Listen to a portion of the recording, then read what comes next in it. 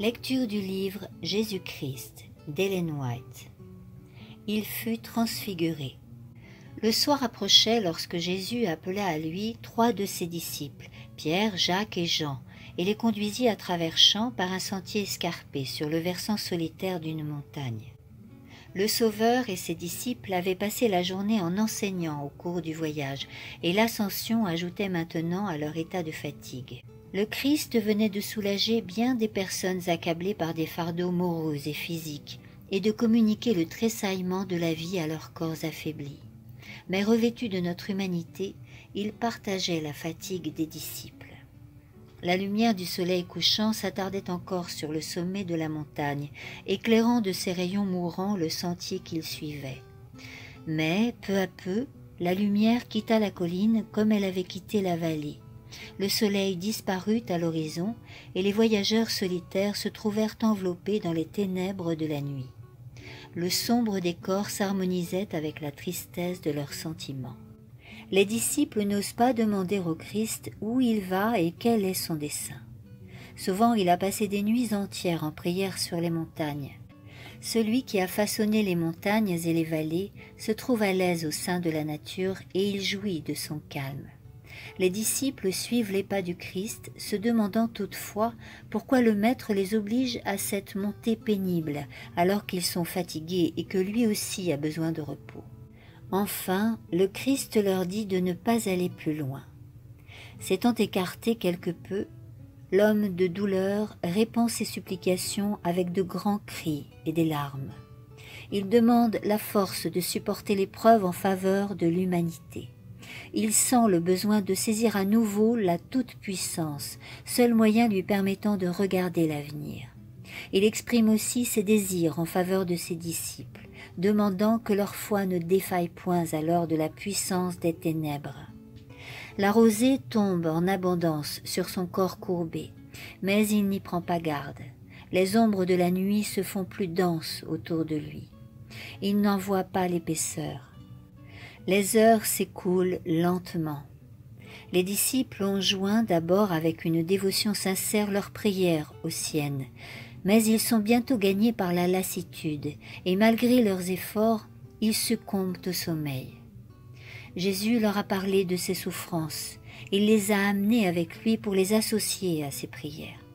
En ce moment même, il prie avec eux. Le Sauveur a vu la tristesse de ses disciples et il désire soulager leur douleur en leur donnant l'assurance que leur foi n'a pas été vaine. Les 12 eux-mêmes ne sont pas tous en état de recevoir la révélation qu'ils désirent leur communiquer. 3 seulement, qui devront être témoins de ces angoisses en Gethsémanée, ont été choisis pour l'accompagner sur la montagne. L'objet actuel de la requête du Christ, c'est qu'il leur soit accordé une manifestation de la gloire qu'il avait auprès du Père avant que le monde fût, que son royaume soit révélé à des yeux humains et que ses disciples soient affermis par cette vue. Il demande qu'ils puissent assister à une manifestation de sa divinité qui les soutiendra à l'heure de son agonie suprême en leur apportant la certitude qu'il est le Fils de Dieu et que sa mort ignominieuse fait partie du plan de la rédemption. Sa prière est entendue. Tandis qu'il est agenouillé seul sur le sol rocailleux, les cieux tout à coup s'entr'ouvrent sur la porte d'or de la cité de Dieu. Une sainte splendeur enveloppe la montagne, illuminant le Sauveur. De l'intérieur, la divinité éclate à travers l'humanité et rejoint la gloire qui vient d'en haut. Le Christ prosterné se dresse soudain dans une majesté divine. L'agonie de son âme a cessé. Son image resplendit maintenant comme le soleil et ses vêtements ont la blancheur de la lumière. Les disciples sont réveillés et contemplent la gloire inondant la montagne. Saisis de crainte et d'étonnement, ils admirent la forme lumineuse de leur maître. Quand leurs yeux se sont habitués à cette lumière surnaturelle, ils s'aperçoivent que Jésus n'est pas seul. 2 êtres célestes se trouvent là, s'entretenant d'une manière intime avec lui. C'est Moïse qui autrefois parla avec Dieu au Sinaï, et c'est Élie qui eut le privilège presque unique de ne pas passer par la mort. 15 siècles auparavant, sur le mont Pisgah, Moïse avait contemplé le pays de la promesse. À cause du péché commis à Mériba, il ne lui fut pas donné d'y entrer.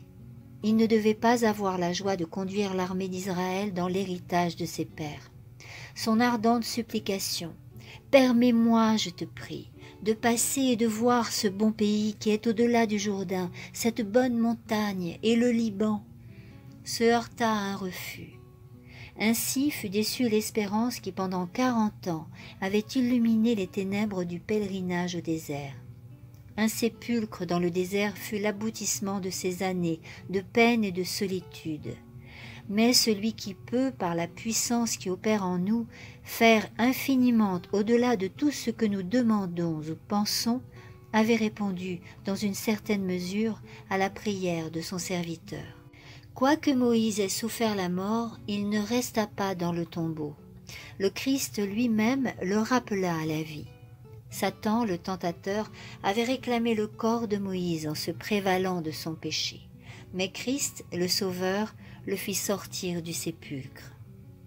Moïse paraissait maintenant sur la montagne de la Transfiguration comme un témoin de la victoire remportée par le Christ sur le péché et sur la mort.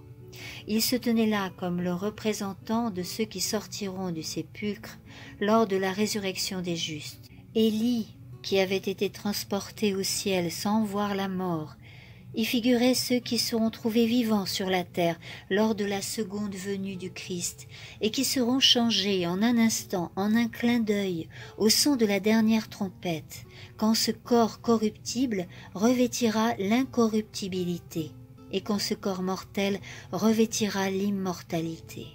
Jésus était revêtu de la lumière céleste, tel qu'il apparaîtra une seconde fois, non plus pour ôter le péché, mais pour donner le salut à ceux qui l'attendent.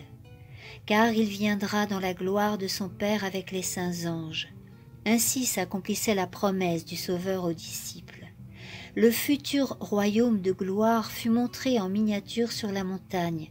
Christ le roi, Moïse le représentant des saints ressuscités, Élie celui des saints transformés. Les disciples ne comprennent pas encore le tableau. Ils sont pourtant heureux de voir que leur maître, si patient, si doux et si humble, qui a erré çà et là comme un pauvre étranger, est honoré par les élus du ciel. Ils pensent qu'Élie est venu pour annoncer le règne du Messie et que le royaume du Christ va être établi sur la terre. Ils sont prêts à bannir pour toujours le souvenir de leur crainte et de leur déception. Ils désirent rester là où la gloire de Dieu se manifesta. Pierre s'écrie « Seigneur, il est bon pour nous d'être ici. Si tu veux, j'y dresserai 3 tentes, une pour toi, une pour Moïse et une pour Élie. » Les disciples s'imaginent que Moïse et Élie ont été envoyés pour protéger leur maître et pour établir son autorité royale. Cependant, la croix doit précéder la couronne.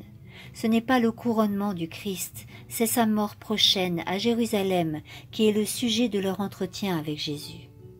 Dans la faiblesse de l'humanité, portant le fardeau de la douleur et du péché, Jésus avait marché seul parmi les hommes. Voyant approcher les ténèbres de l'épreuve, il éprouvait une grande solitude dans un monde qui ne le connaissait pas. Même ses disciples bien-aimés, absorbés par leurs doutes, leurs douleurs et leurs ambitions, n'avaient pas compris le mystère de sa mission. Après avoir vécu dans l'amour et dans la communion du ciel, il se trouvait isolé au sein du monde qu'il avait créé. Maintenant, le ciel avait envoyé à Jésus ses messagers, non pas des anges, mais des hommes ayant enduré la souffrance et l'affliction, capables par conséquent de sympathiser avec le Sauveur dans l'épreuve de sa vie terrestre. Moïse et Élie avaient été des collaborateurs du Christ. Ils avaient partagé son désir de travailler au salut des hommes. Moïse avait intercédé en faveur d'Israël. Mais maintenant, pardonne leurs péchés, sinon efface-moi de ton livre que tu as écrit. Élie avait connu lui aussi la solitude morale, alors que pendant 3 ans et demi de famine, objet de la haine de sa nation, il avait partagé son malheur. Il s'était tenu seul pour Dieu sur le mont Carmel, seul, angoissé, désespéré, il s'était enfui au désert. ces hommes choisis de préférence aux anges qui entourent le trône s'entretenaient avec Jésus au sujet de ses souffrances et le réconfortaient en lui donnant l'assurance que la sympathie du ciel lui était acquise. L'espérance du monde, le salut de tout être humain, tel était l'objet de leur entretien. Pour s'être laissés gagner par le sommeil, les disciples n'entendirent qu'une faible partie des paroles échangées entre le Christ et les messagers célestes. Pour avoir négligé de veiller et de prier, ils ne purent recueillir ce que Dieu s'était proposé de leur accorder, la connaissance des souffrances du Christ et des gloires qui devaient les suivre. Ils perdirent la bénédiction dont ils auraient pu jouir en participant à son renoncement. Combien ces disciples étaient lents à croire, combien peu ils appréciaient le trésor dont le ciel voulait les enrichir. Néanmoins, ils reçurent une grande lumière. Ils apprirent que le ciel tout entier avait pris connaissance du péché commis par la nation juive en rejetant le Christ. Ils purent pénétrer plus profondément dans l'œuvre du Rédempteur. Leurs yeux distinguèrent et leurs oreilles perçurent des choses qui dépassent la compréhension humaine. Ils virent sa majesté de leurs propres yeux et ils furent assurés que Jésus était vraiment le Messie reconnu par l'univers céleste et à qui patriarches et prophètes avaient rendu témoignage. Alors qu'ils considéraient encore la scène se déroulant sur la montagne, une nuée lumineuse les couvrit et on entendit une voix sortant de la nuée qui disait « Celui-ci est mon Fils bien-aimé, en qui j'ai mis toute mon affection. Écoutez-le. » Ayant contemplé la nuée de gloire plus lumineuse que celle qui précédait les tribus d'Israël au désert, ayant ouï la voix de Dieu d'une majesté si redoutable qu'elle faisait trembler la montagne, les disciples tombèrent le visage contre terre.